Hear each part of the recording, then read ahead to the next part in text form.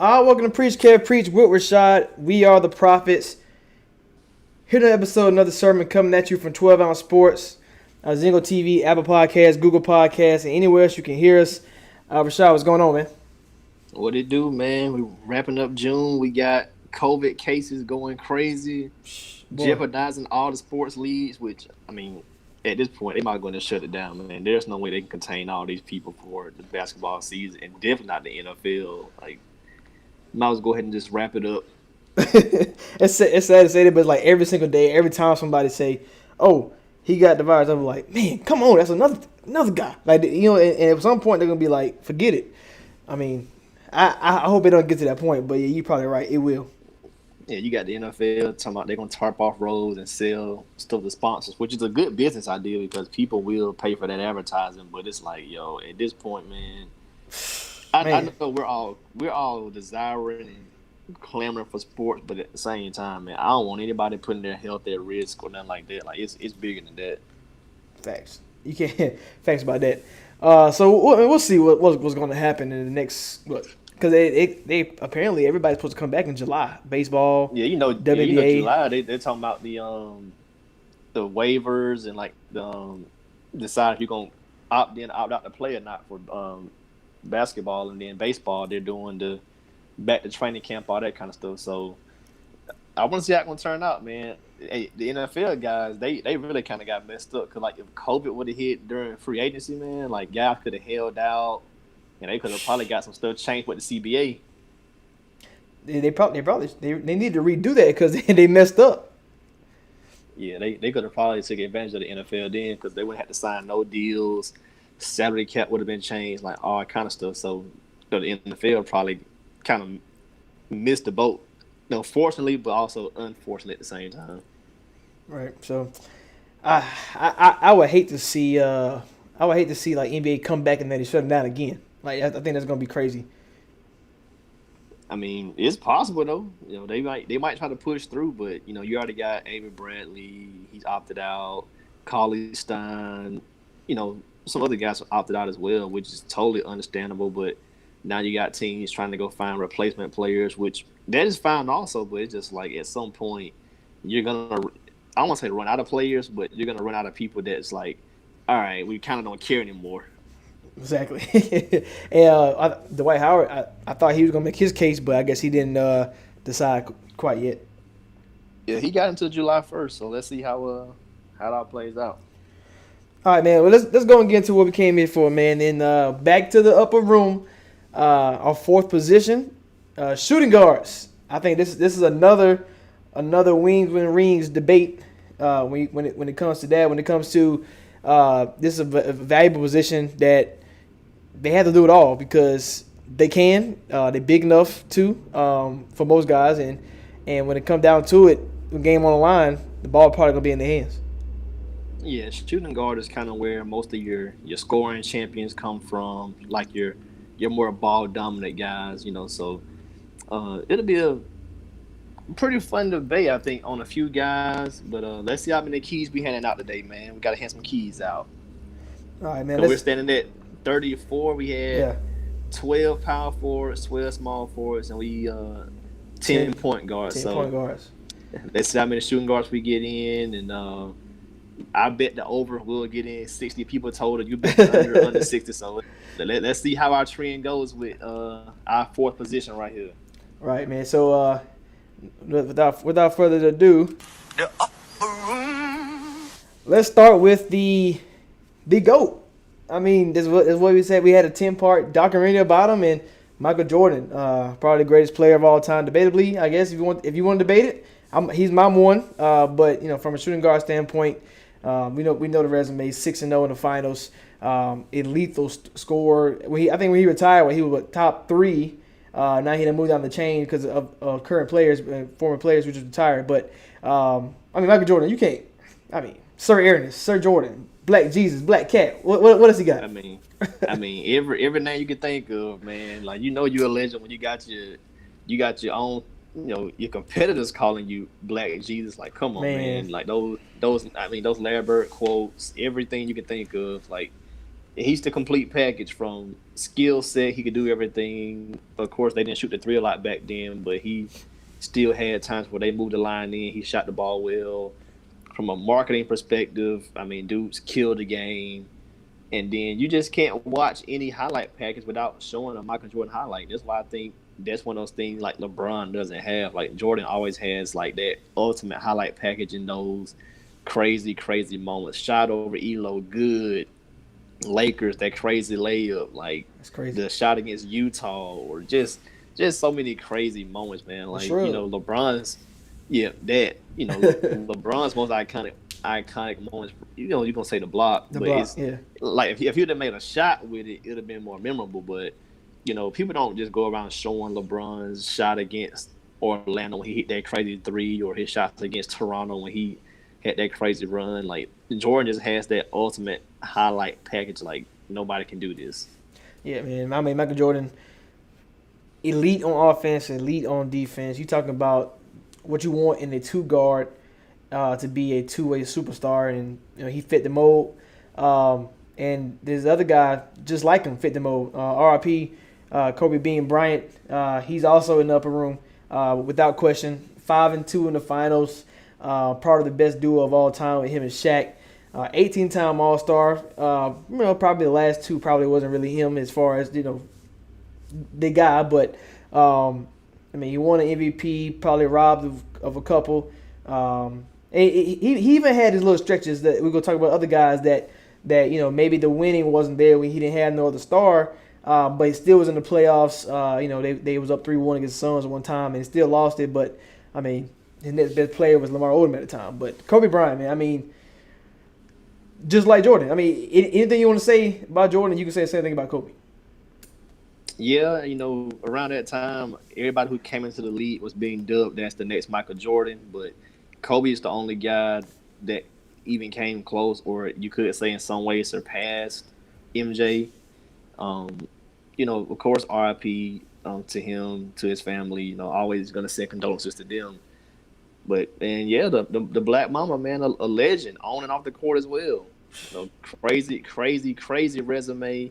I'm a number 8 Kobe over 24 Kobe, but I don't care which one you pick. The dude still is a GOAT, still a legend. Facts. And you talk about iconic moments. Him, the lob to Shaq that's one of the best plays and best moments because how they was down 14 points in the fourth or something like that, and they came back and won the game. Man.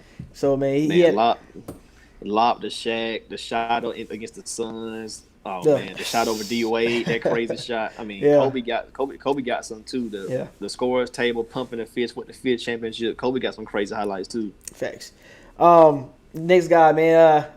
This is where we kind of get into like a lot of people.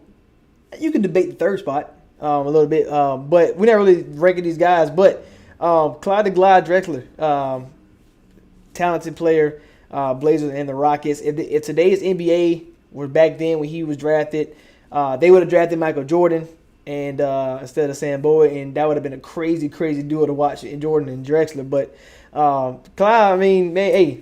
He got with Houston, got a championship, 10-time All-Star, 1 and 2 in the NBA Finals, 5 All NBAs, no first teams. But it's hard to do that when you're going against Jordan and he's taking that spot from you. But Clyde Glide, 26 and 6 basically his whole career, and if you was going to have a knockoff Jordan and you got Clyde, hey, it's good, great.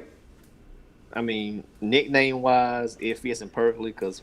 From the college level to the NBA level, the dude really could glide. Like Clyde was dunking on heads, and I think people over time he's become underrated in my opinion because people forget, he was on Portland and he was the guy. Like from 90, 91, 92, he was the Blazers' main guy, and they were in 3 straight conference finals, making 2 finals.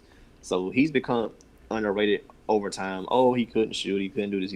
Clyde was elite defender, 26 and 6. What else do you want from the dude? Over time, as the game evolved, he turned to a better shooter. Was in that trade at the deadline. Got to Houston, got a championship. So, 5 All NBAs, and this is around a time where there were not 3 All NBA teams. There were just 2 teams, and you're competing with Isaiah, with Magic, with Jordan, Kevin Johnson, all these guys. So You're in an era where the guard spot was, I mean, it was elite, Loaded. and Yeah. you had to be one of the 4 top guards, like, and you could have been having a great season and still not have made it. So I think underrated as time is going on, but I still think Clyde's one of the 50 best players. And if I was to rank my shooting guards, he'll be number 5 or 6 for me.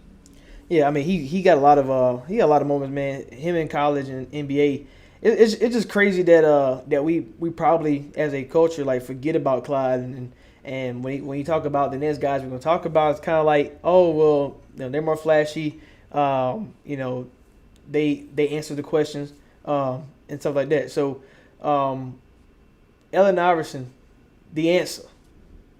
That's a elite nickname. We talk about that with the small forwards and the point guards. The answer, man, Allen Iverson, culturally, legend. From what he bring the the headband with the sleeve, the braids.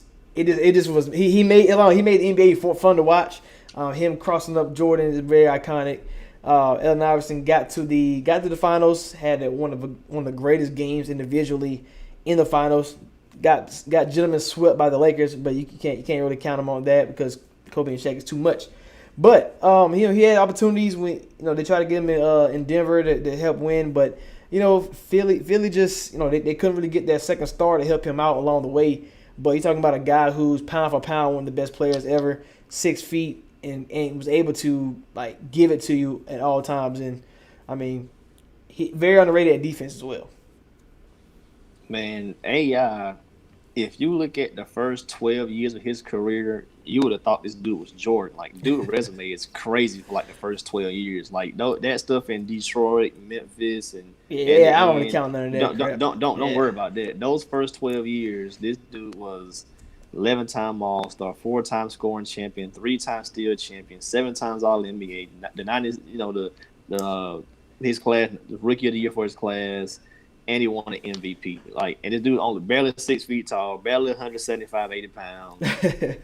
Culturally, dude brought hip hop culture to the game. Like, he took all the hits for the practice quotes, and he was, wearing the baggy t-shirts, wearing the baggy jeans, all that kind of stuff, and made it. I mean, he's one of the first guys with multiple visible tattoos. So, like, I mean, he kind of ushered in a different era for it to be acceptable for guys like LeBron, like Melo, or anybody who wants to wear a headband or to have a lot of tattoos and still be marketable, because Reebok gave him the bag. He gonna still get a bigger bag when he turns 55. I'm about to say he get another one coming up soon. Yeah, man. So man, AI, he's when people think about a GOAT as far as like best of all time, they don't really mention his name, but when you look at everything together as from a skill set point of view, he gets criticized for being inefficient, all that kind of stuff. But it's a different era, man. Back then, it was one star, build a team around him. You take 25 shots, and that's how you do it. But his skill set, marketing, culturally, AI is on that Mount Rushmore as one of the most influential people in the game ever. Ever.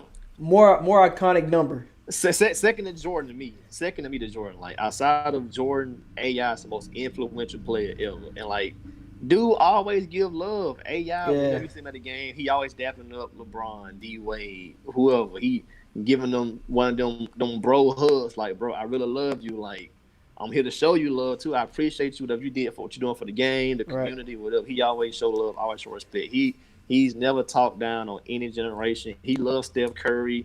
Like, he loved MJ. Like, he don't disrespect the old era or the new era. He still loved everybody. More iconic number, the number 23 or the number 3?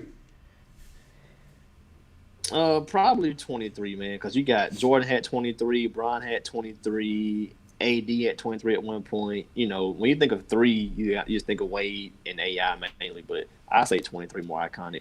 I'm gonna say the fact that it's a question. I mean, I think Iverson putting that number on the map, and I know a lot of guys growing up wore that number just because they wanted to be Iverson. Like the crossover, the like you said, wearing the sleeve, wearing all the accessories, man. It's just you're right, man. As far as influential, he's up there with the best. One moment. One thing about Iverson, do you ever think that he didn't get a championship, so he's one of those guys that didn't win a championship. where do you believe at some point in his career that he was like, well, he ain't got to get it. Who cares? It's Iverson.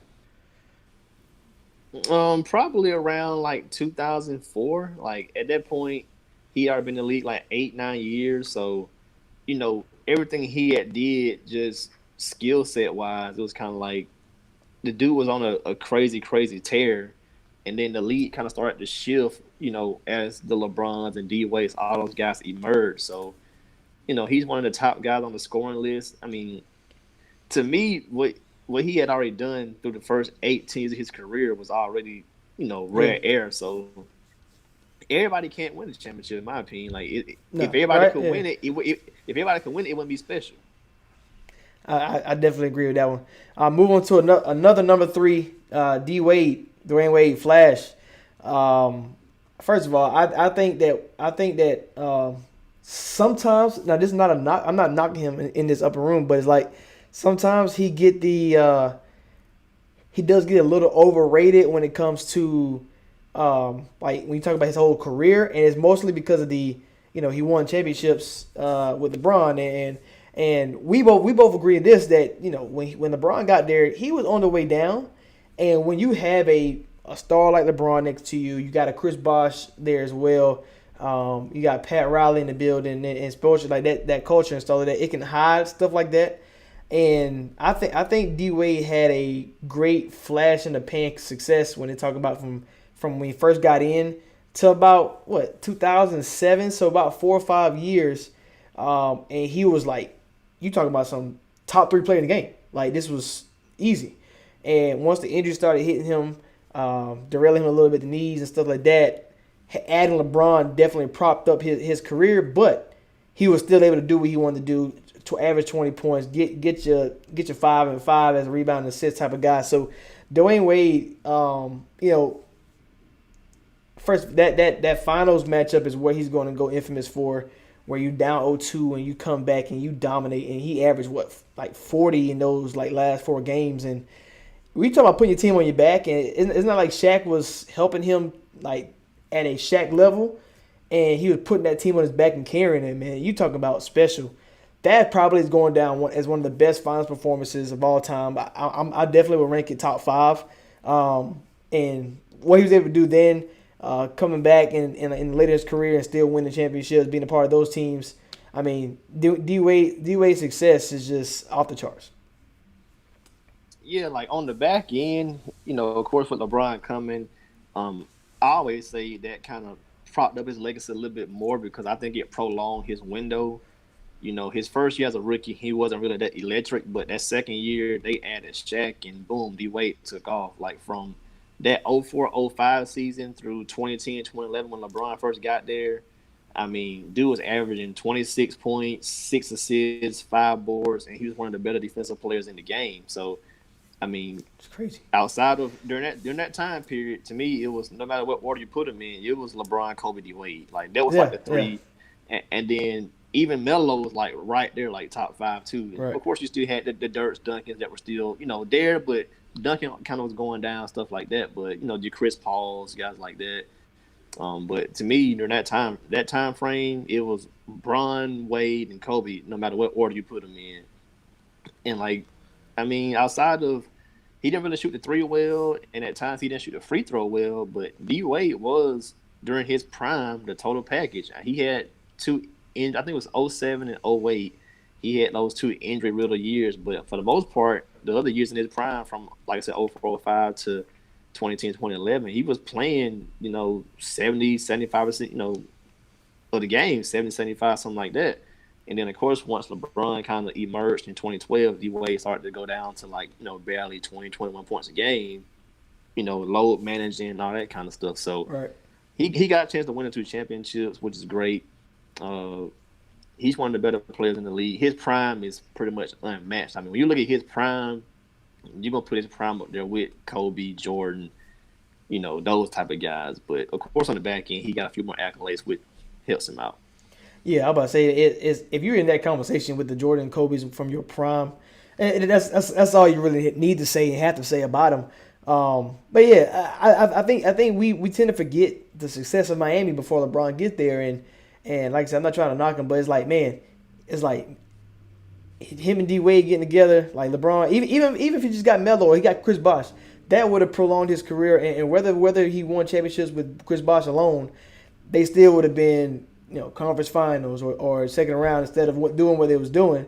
And you can't really blame him. I mean, you put a team on his back and he can't support it because it's just not good enough talent around him. And I don't knock him too much about it, but you definitely think like, I'm glad somebody came to help him out because he needed it. And like I said, his flash for a reason, man. That prime was it seemed like it happened so quick, and then all of a sudden he was part of the big three and on the down end. But we can't forget that prime years when he had, and man, were they great. Like, I don't like how he ended. Of course, no. Miami didn't want to give him the deal, so he had to go to Chicago, and they should have won that playoff series, but Rondo got hurt, so they ended up losing. And then he goes to play with LeBron in Cleveland for a minute. That was so clunky, it didn't work out. Then he goes back to Miami as like the sixth man mentor type of guy. Didn't really have it just it didn't end how I thought as one of the better players that should have ended. I mean, he even fell at the scorers table on the last game, man. So I mean, it was funny, but for D Wade to be D Wade, it didn't end how I thought it should have ended. But that's part of the game. There aren't all these storybook endings. At least he got a chance to finish in Miami, which is the more important thing, really. These next two guys, they didn't really win the big game like D Wade did. But first off, Tracy McGrady, T-Mac, 7-time All-Star, 2-scoring champ, 7-time All-NBA.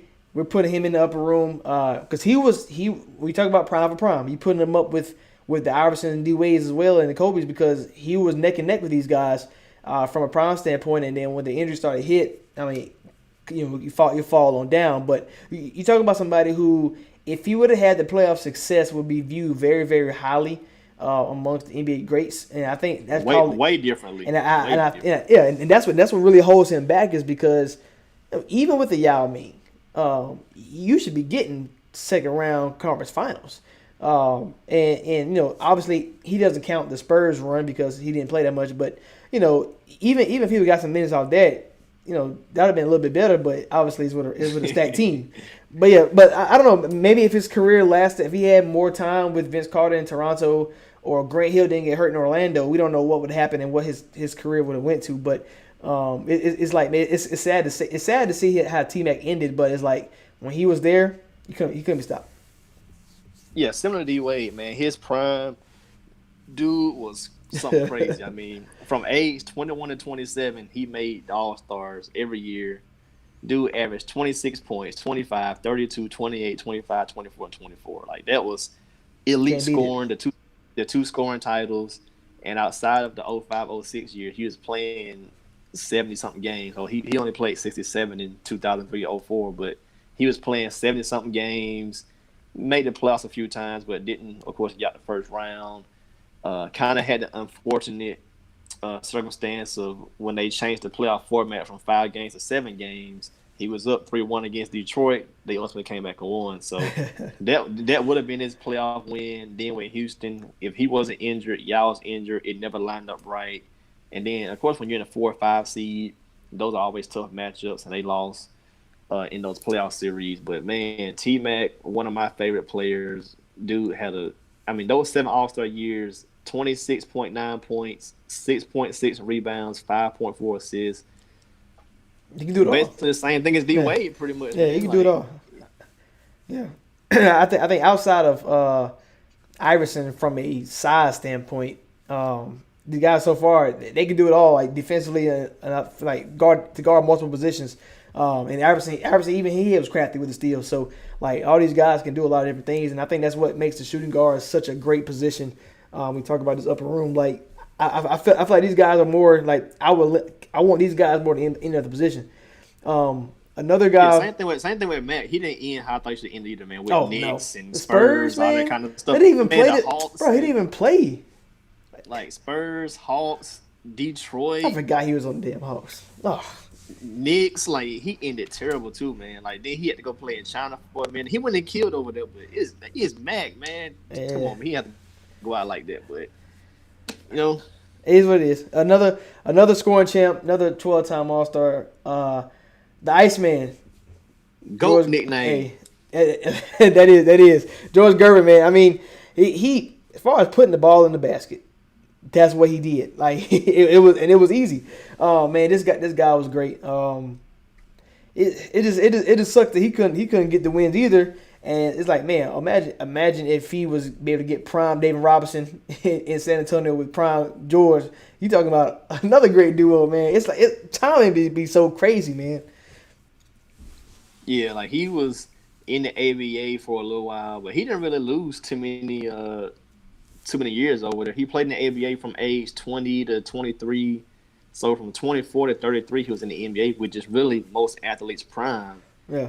And for his NBA career, he averaged 26 points a game. That's phenomenal. Yeah. At times he was criticized for being selfish, taking too many shots, not really being a winning player. I mean, he don't really have a whole lot of assists. He don't rank real high on the assist list or career average.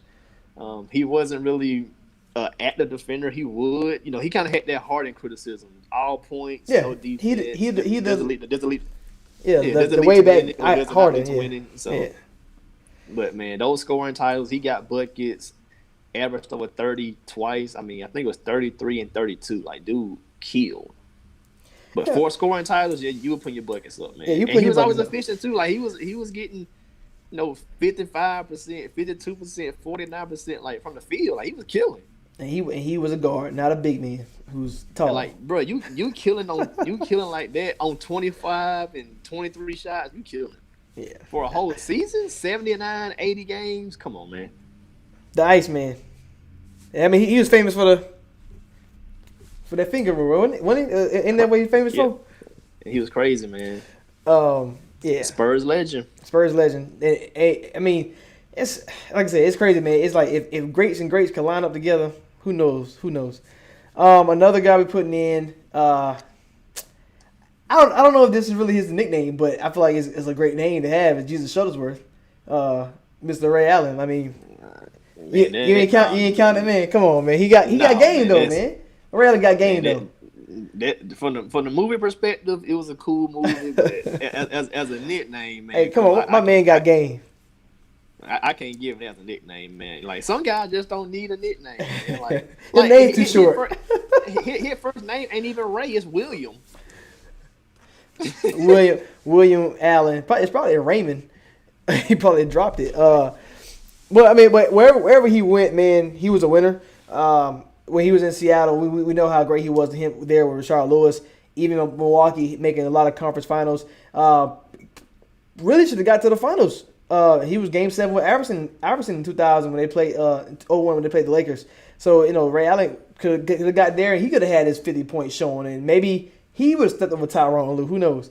But he was great there. Of course, when he got to the Boston, the Big Three championship followed, and Miami, where a lot of people will say he saved LeBron James' legacy. So Ray Allen, he had a lot of stages in his career, and I think people forget the superstardom in Ray Allen, like what he was doing. I think this is similar to Paul Pierce. Like, it's crazy they were teammates, but similar to how like he was killing, and you could not stop this guy. And he would dunk on you, and he would catch you every time. And whether it's Seattle or Milwaukee, and then when you got to Boston, they all they stepped back and like, we're gonna play as a team and we're gonna win the championship. So they all had played their role. But in Seattle and Milwaukee, man, lights out, bro. Like Ray Allen was one of my favorite players, and it's just a bucket, all levels. Oh yeah, man. Like Ray Allen went crazy for a lot of years. Like people forget his Seattle run. Because of guys like T-Mac and Kobe, AI, other names that were a little more flashier and market-wise just kind of come up a little bit more. Man, Ray Allen was in Seattle, was averaging 24, 4, and 4. Like, dude was eating, like, come on, man, like crazy from the three-point line, move off the ball. During his prime, athletic freak. Of course, you go to Boston, you take less shots. Your numbers kind of come down, and during his prime, he only made 2 or 3 All NBAs. But of course, at that time, the guard position was too loaded. Like Clyde, it was loaded. Can't do You nothing got about it. Steve Nash winning MVP. You got Jason Kidd making the finals with the Nets. Kobe, T-Mac, AI, like we just said. You get guys in their prime like D Wade coming up. So like, Michael Redd having crazy years. You just get so many guys. Gilbert Arenas, man, like Joe Johnson, I think made a couple All NBA. So when you just start running through the names during that time, it's kind of hard to make All NBA perennially. But Ray Allen, I think another guy who's been underrated over time, like as a 3-point shooter. That's all people know him crazy. for. Yeah, that's all they know him for. Like he did way more than that. In today's game, he'd be top 10. I think he might have been on the fringe top 10 back then. When you combine the bigs and the guards and wings, all that kind of stuff. But I mean, today he'll be Klay Thompson on steroids. Oof, I like the way you say that. And the last guy we got in, who was because he actually dribbled them all. Another guy we got, and he's he got the George Gervin Iceman criticism, but I mean, he's lethal, and I don't see why he get a lot of hate. I understand the success hasn't got there yet, but I mean he's been hooping, and that's James Harden, man. I mean the beard. We talking about putting up like ever since he got to Houston, man. His Houston numbers are crazy, off the charts, man. I love James, man. People killing for the defense, all that kind of stuff, but he done got better as a defensive player. Like dude's been ranking top 5 in the league in steals like a couple years. Yeah, because he's an anticipator, and that's ain't nothing wrong with that. Ain't nothing wrong with getting steals that way. So hey, they just hating for him, man. And I always tell people this, like, man, they should have kept Harden in OKC. He would not have been the guy. He would not be in the upper room right now if he had stayed in OKC. Like it is what it is. He would not be the Harden we know and love. Russ would not be the Russ we know and love, and KD wouldn't be the guy we know and love either. Like exactly. Their careers and lives would have been totally different. Man. They had to leave. They had to leave because they was being cemented and they was being like pressured down. And obviously he got to Houston and boom, he's one of the best players in the league and he's automatically top 10 every single year he step on the court. So I don't see no decline. Don't see him coming down. And you gonna really knock him for losing to the Warriors? I just don't. I don't get the criticism that people give him. I don't get it. I don't get it at all, bro. If you get a resume of the last 5 years of averaging 31 points, 8 assists, 6 rebounds, 1.7 steals, shooting 44% from the field goal, 35 from 3 and 86 from the free throw line, anybody will take that. But if you say James Harden, you're gonna say, he shoots too much. He shoots too much. He don't win nothing. Like, man, the last 5 years, the dude averaging 31 points, 8 assists. He basically been carrying the Rockets, and he still got more game to go. And what's crazy is people say, "Oh, he shoots too much." Do you not know Jordan shot 5 more shots than Harden on a career basis? Like Jordan shoots way more. So if Harden shoots too much, then what? You don't care about Jordan though, like because it's Jordan. So don't it's just the bias, man. Y'all remember Kobe went crazy that you won a scoring title, 06, 07, all that kind of stuff. But he was shooting like 25, 26 shots. Like, he had Smush Parker, Kwame Brown. He had to Sasha shoot. Vladimir Romanovic. Kobe was going with himself. Like, I'm shooting everything out here. Exactly. So but you say James Harden, oh no, he shoots too damn much. Or he can't. All he do is get 5 free throws. Jordan shoot more free throws. Like Harden the last 6, I'll say from 2015 to 2019 could legit be MVP every time. Like at least you have a case for it. Like of course 2016 Steph went crazy, 50, 40, 90 on 30 points a game.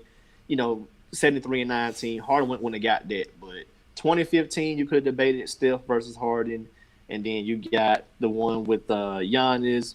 You could have debated those. Like, you could have debated a lot of the MVPs the last couple of years, man. You could have debated the Russ Harden MVP. Harden could have been MVP at least 3 legit times. The crazy thing is we know without Harden on the court how bad they be. Like that should already tell you like where he's at. Already tell you.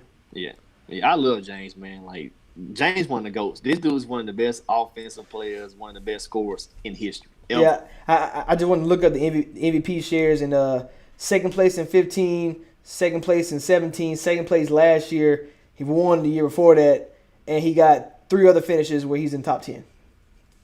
Case closed. Like upper room echelon. Like this is too great.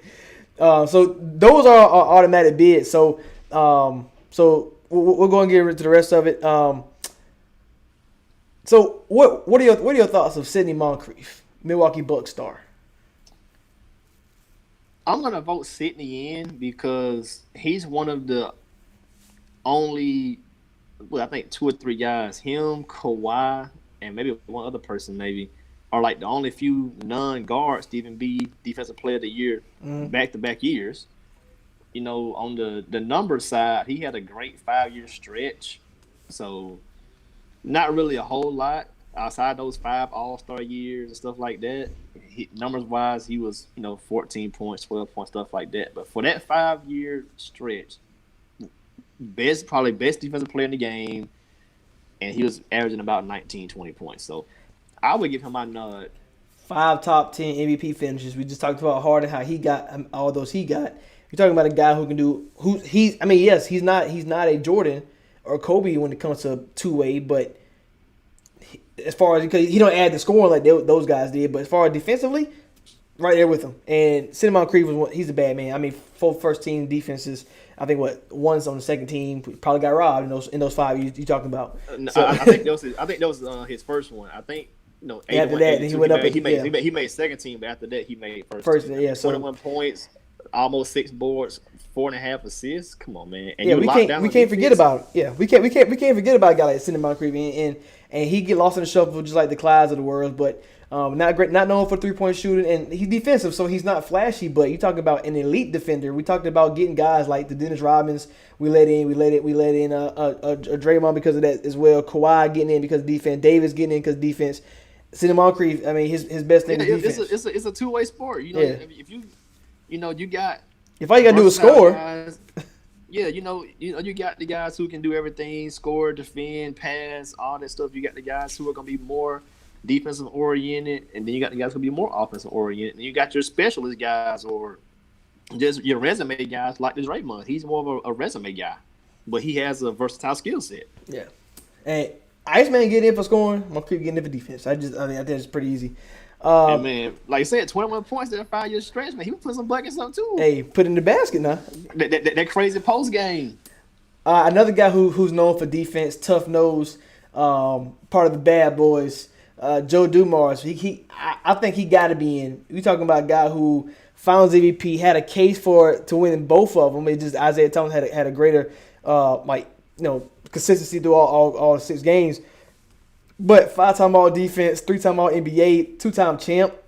Part of that duo with Isaiah Thomas, but the bad boys, and you got to put a bad boy in. And we already put Zeke in last week, and Joe DeMar should have followed if you voted, man. Because I mean, you're talking about a guy who can do it both ways, and in his prime, he was up there 20 points too. So I'll vote Joe Dumars in. Yeah, I'm giving Dumars his room key. He was the 89. He was the 89 Finals MVP. In that series against the Lakers, man, dude averaged 27 points when they swept him. Now the year before that, in '88, he was trash. He only averaged like 13. So he basically doubled, and they swept him. So I mean that was crazy. Made 6 All-Stars within an 8-year span. From 89 to 95, like you said, his prime, he was averaging about 19, 20 points. I got to get him in there, man. Give him his room key. And he put the Pistons in 04 together. Hey, oh yeah, as a GM. As a GM. Last guy I want to talk about real quick, Reggie Miller, man. I think he should get in. When you're talking about, he was almost the guy to retire Michael Jordan. We used to talk about that in the 10-part documentary, man, in Game 7, 98 Eastern Conference Finals. But he was a dog throughout the whole 90s and 2000s. And the crazy is he had a long stretch, and he was still able to be a scorer and not had that dip where he getting 10 points a game and 8 and 6 and 5 to end it off. Man, playing off the ball is an underrated skill, man. Yeah, and he was put the dag in your heart. Yeah, like Reggie Miller, at any given moment, it can go crazy. He can hit you with 10 straight points in a flurry, and you saw the games like against the Knicks and stuff like that. And I think Reggie Miller, he doesn't have the accolades a lot, like as far as the NBA's, but his first is he just, I mean, 3-time All NBA, 18 points a game for career wise, and like I said, he was up there in the 20s for a while. So I mean, I think Reggie Miller should be shooting. Yeah, the case for him, one of the greatest shooters of all time, ended his career with 2,500 3 pointers. I think his that number was like 2,560.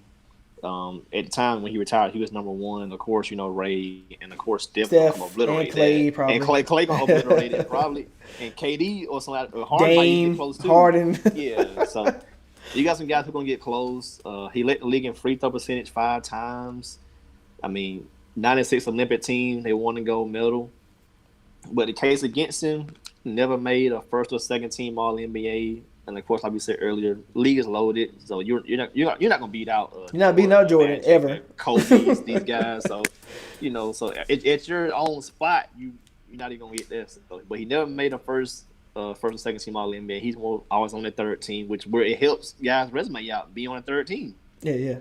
And he had some clutch moments against the Knicks, the Bulls. We saw in the last dance hit that crazy shot against Mike. So he has great case for him.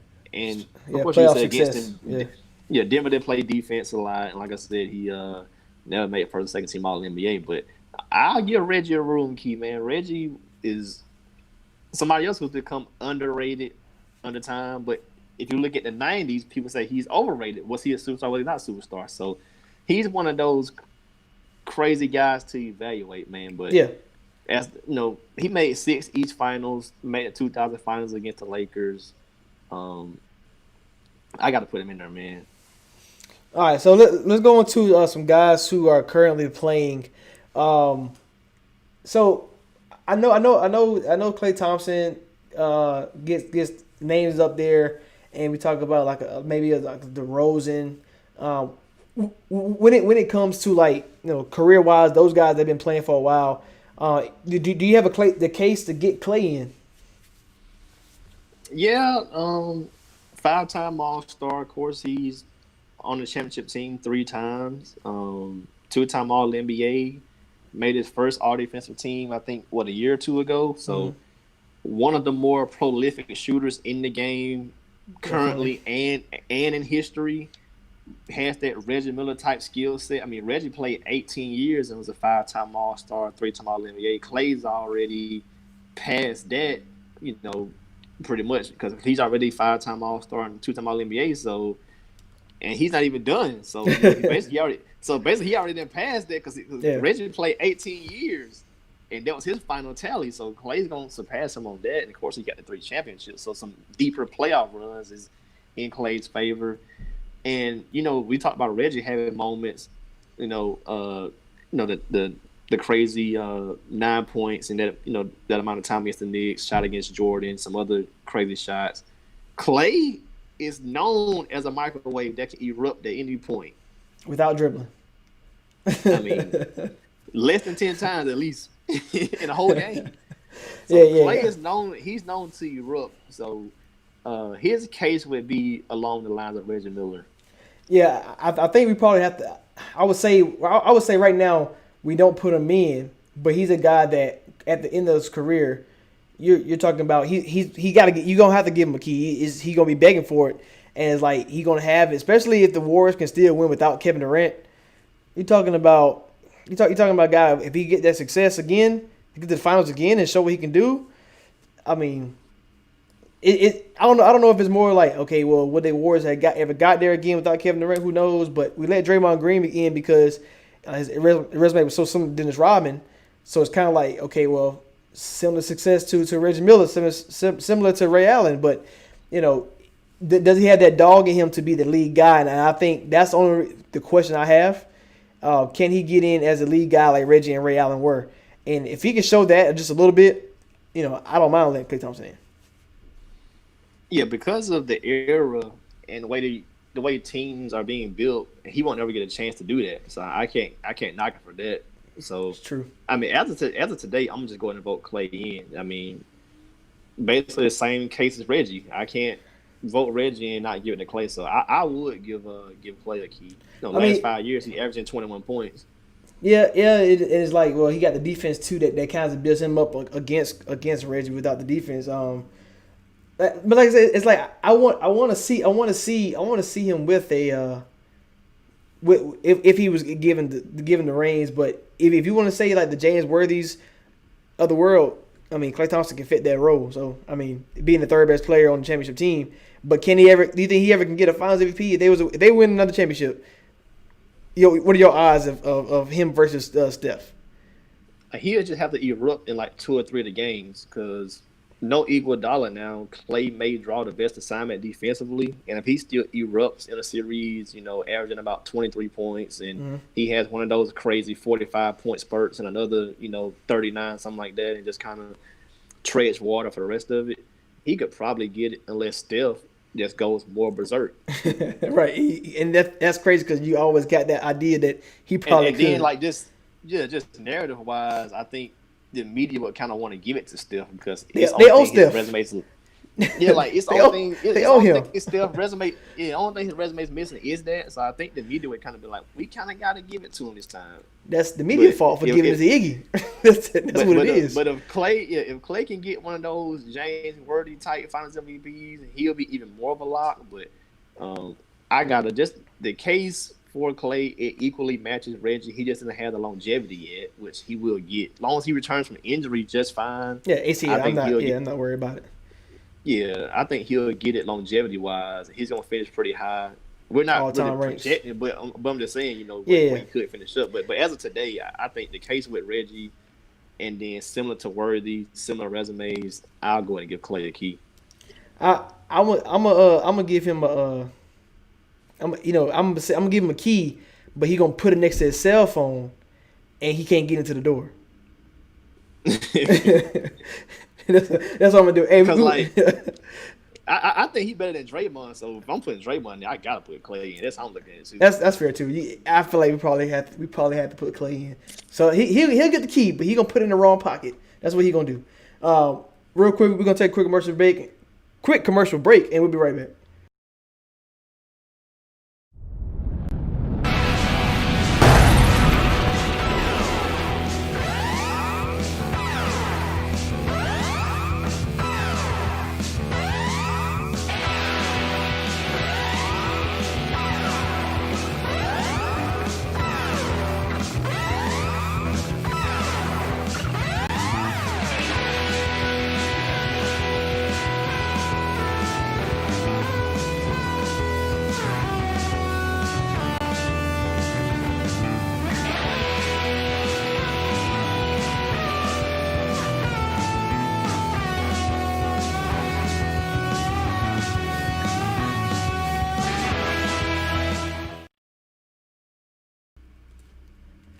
All right, man, we back and we are joined.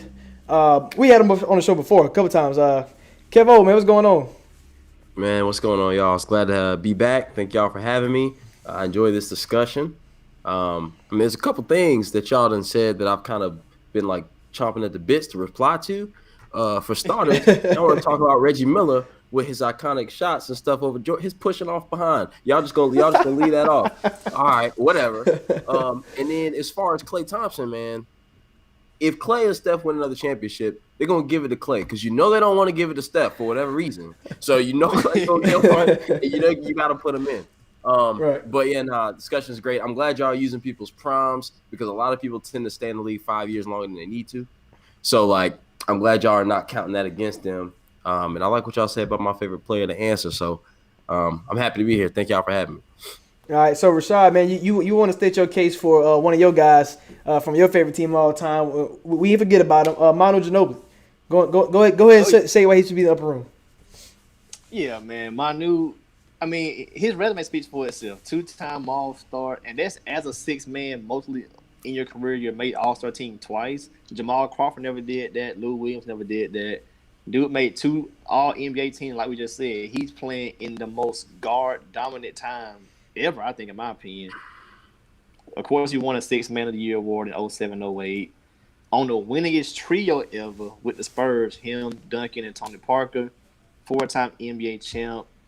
The dude has made so many crazy clutch plays that, Spurs fans remember, but I think amongst the NBA world, they kind of get forgotten just because it's the Spurs. The Spurs aren't really celebrated how the Lakers or the Bulls or Celtics are celebrated. So some of his clutch moments kind of get overlooked. you can't forget what he did internationally, man. When it won a gold medal when the USA team was freaking loaded. So we know what he could have done as a number one guy, but because of his skill set and because of the Spurs, hey, Manu, come off the bench for us, be that guy. During his prime from 27 to 33, dude was averaging almost 17 points, 4 rebounds, 4 assists. So think about if he's getting starters minutes. He was only averaging, you know, bench minutes, 27, 20, 29 minutes. If you started giving him 35, 38 minutes, he easily averaging 20. All right, I feel you. That's not a bad case. I mean, you're right. If he had the opportunity to be the guy, which we talk about, Clay didn't have, then he probably would have been more. But it's like, man, it's like he had a good little stretch and 2 good seasons where he was like one of the best. But it's like outside of that though, it's really are we more counting his playoff success than anything? I mean, I think you count everything because, I mean, look at what he was on, the winningest trio. You don't get to become the winningest trio without key pieces. Being top 3 guy. Yeah, like you take one piece away from that, man. What happened? It fall apart. Like, I think that's for any team. Like when they say trios or duos, when you remove one thing, it kind of lessens what the other people can do. So like, even though he came off the bench, he was vital to the Spurs. Here's my thing about Manu. So first off, you had said, you know, he made 2 All-Stars, a 6-man. You said like Crawford and Lou Williams never did that, which is true. But it ain't like we putting Crawford and Lou Williams in the upper room either. So using them as a way to state your case, you know, is kind of iffy. I think the thing about Manu is when you talk about the era, he was doing a lot of this in the time. I know that the guards always tend to be kind of stacked, just always.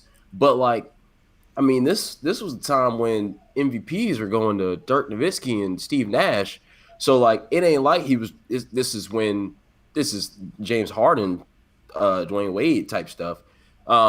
So I just don't know how I could constitute, and I don't make the rules.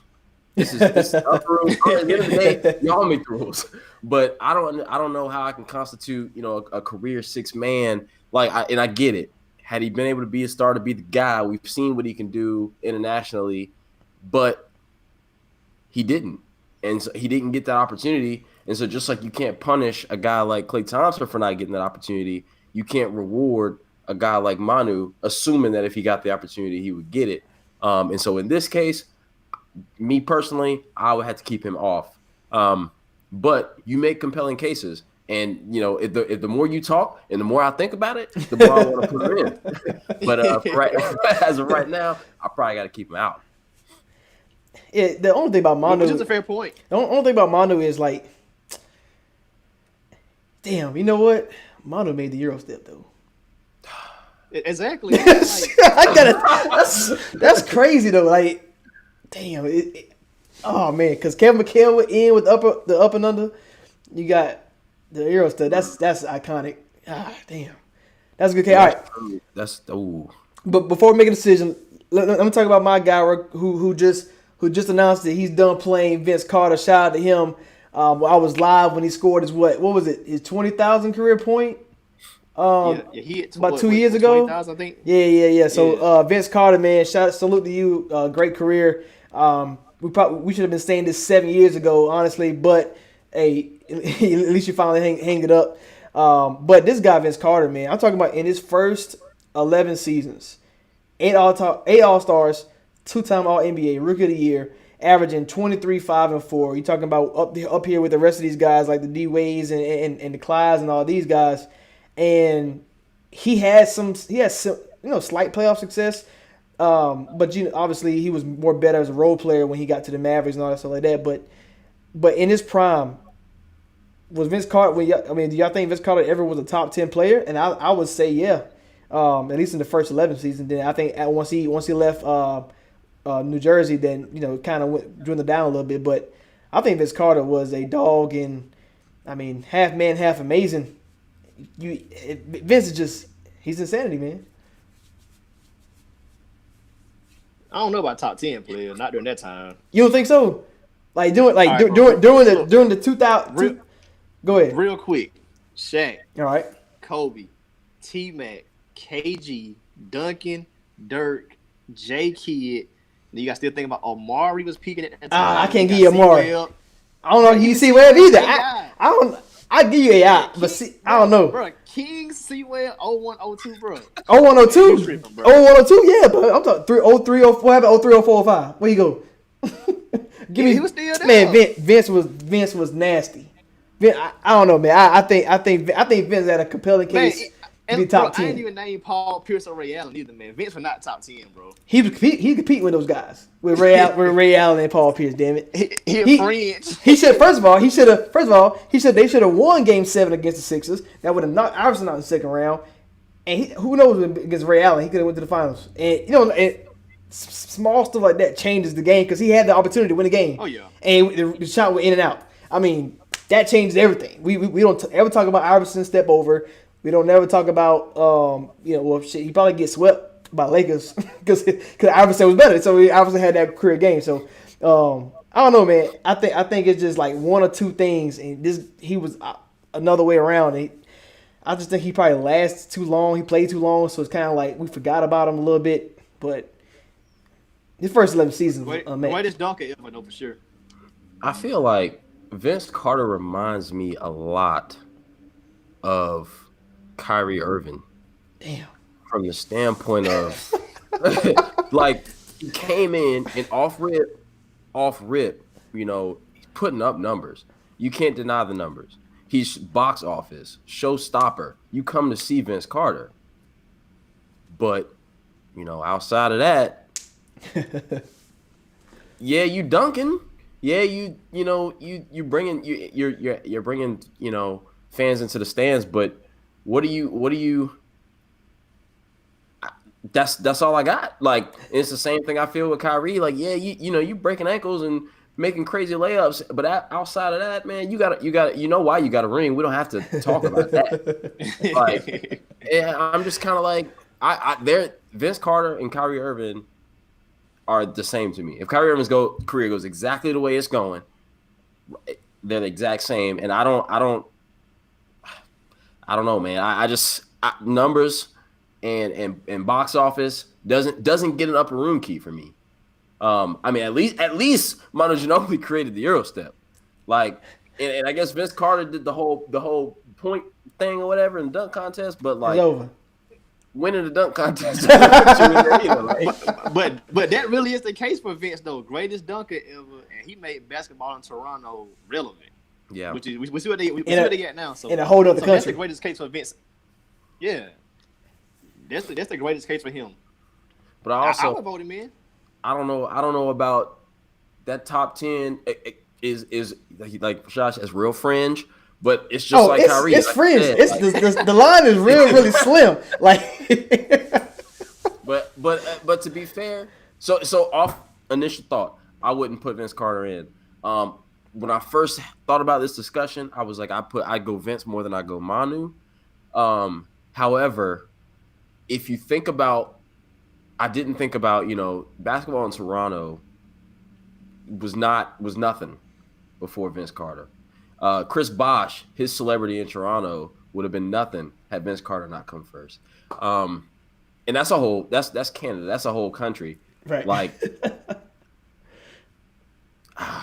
all right. Out of those two, who you gonna put in? Vince Carter and Manu? If you had to choose one, you got one key left. Manu. You got one key. If I got one key left, have to make a choice. Game 7, clock running down. I'm probably gonna put